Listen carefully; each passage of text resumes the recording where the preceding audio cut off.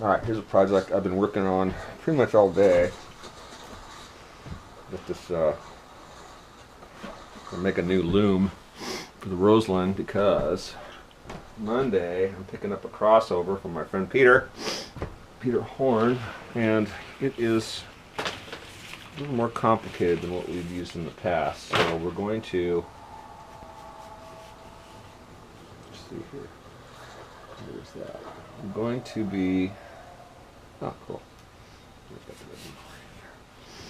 Going to be going to a 5 feed unit all the way to a 7, so I need more lines, and I know that I'm running out, so I've decided to take this old snake that I've had forever. It's a 12 channel, and it's long enough. It came originally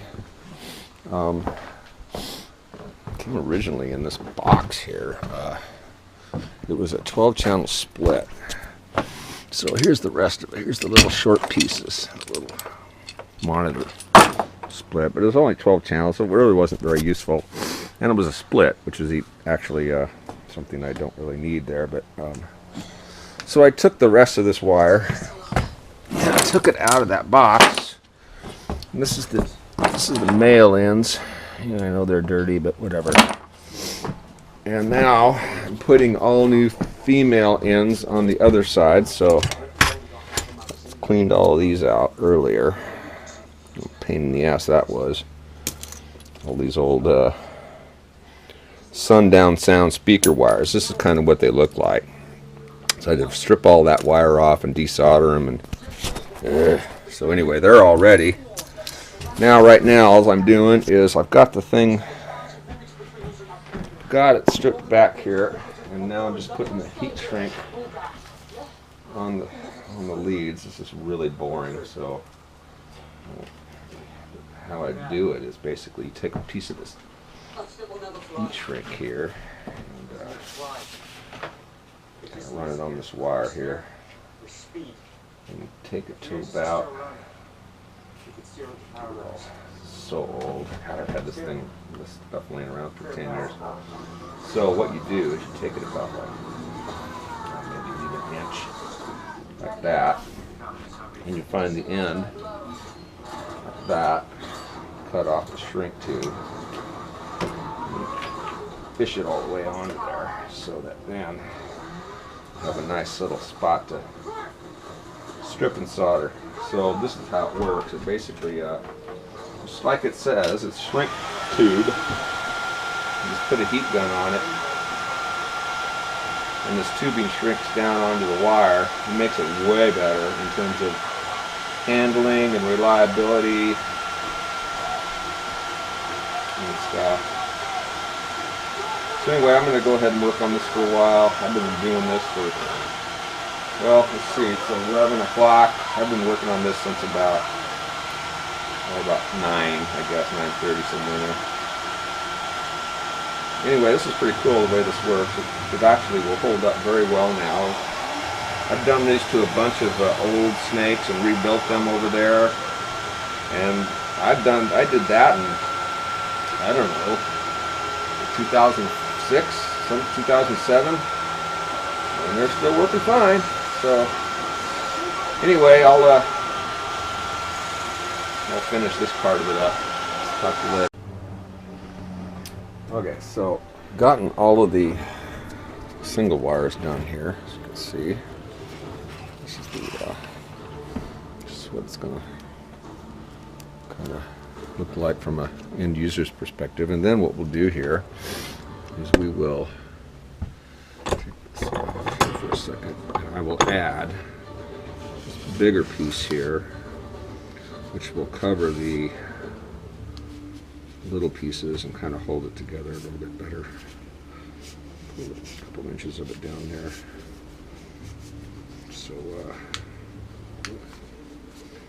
it'll basically hold that together a little bit better. I'll go ahead and shrink this up for you.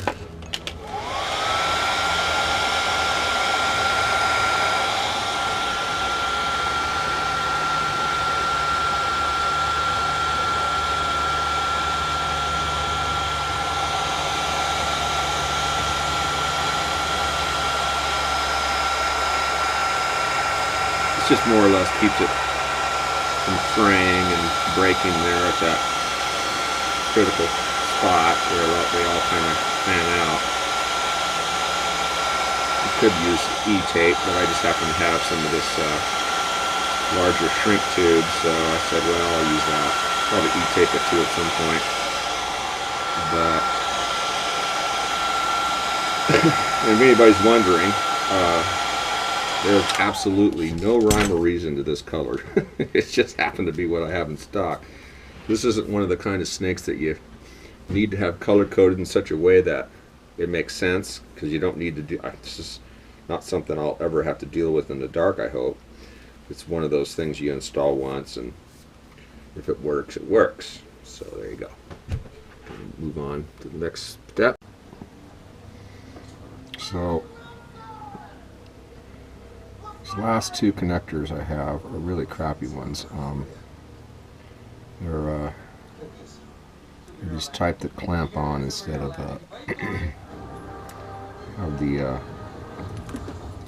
this type here has both the cable screws, and the this one doesn't. It just has a little strain relief. I don't know if you can see that or not. Let's kind of bend them out of the way here. So a little bit of, see those little strain relief things. Real pain in the butt. But I don't really have any others, and I gotta finish this thing off. So I'm gonna have to end up using these two. This is the process involved in taking these, converting these from what used to be speaker wires and turning them into signal cable, which is really what all XLR is used for nowadays. It's not really speaker wire standard any longer. If it ever was, it was really more EP4, and I guess XLR was kind of a thing, but not really. It wasn't with Meyer Sound, it wasn't with EAW, it wasn't with any of the... Back in those days, it was kind of still of a developing technology. So this is kind of what I had to do to all of those other connectors, is desolder them, get this friggin' speaker wire off of them. I have to get one more cleaned up here. Okay, here's one, here's the other one. And it really went all out on these. If you look, you can see that has shrink tubing every connection, which is just used. I mean, wow, that's like over the top paranoid of, yeah, this wire, it's got to last for, well, it has, and you know, God bless them, it's lasted them 25, 30 years on this connectors for now, so I guess that's a good thing, but I ain't gonna last that long, so it doesn't matter. Alright, so I got that. Get these other two cleaned off. I'll have my last two done. Goodbye. See ya. Alright. Anyway, I'm down to my last two. I'll show you in a minute when I'm done. Alright, so this is the last one. Yay! Almost done. Almost. More little things to do here, but pretty much done.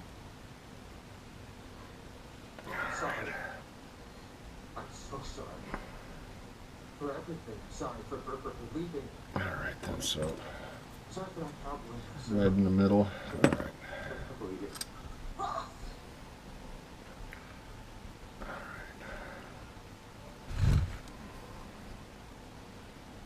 I live in a crack house with a family of 12. Red. Every night we spook the war. Everybody finds for Noel. She's honest. There's nothing we can share. Floor space. Blue. Like Kurt Ballou. It's just the color blue. Like Kurt Ballou. Alright, hang on. Almost done. Come on. Look at the wire. Get the last connection to make here, and there we go. that fucking thing out of the way. Driving me nuts. Alright. Well, that's the last one. So I'll go ahead and test this out before I put it together. There it is. Alright. And yay, it all works. I'm so happy. Oh, shit, I thought I forgot to put that on there. I have to take that off again. Yeah, so the deal with these stupid clampy ones are they're, well, strain relief on the other ones are done with screws and rubber. This is done with a piece of metal. Not. But I did only put these on the very end ones. I put it on channel 10 and 12, which I don't really plan on using anyway. I'm only going to use probably, I don't know. Well, I'm using 7 for the PA, so it's 4-way PA with mono sub. So that's 7 lines coming from the contour out to the amp rack. So those will be some extra lines, some spares, whatever they can use for clear comm or side fills or whatever we decide to put in there later. Oh, I hate these connectors, they suck. But they'll work. It's not, that's not super heavy duty application here. It's a plug it in once and it's good to go. So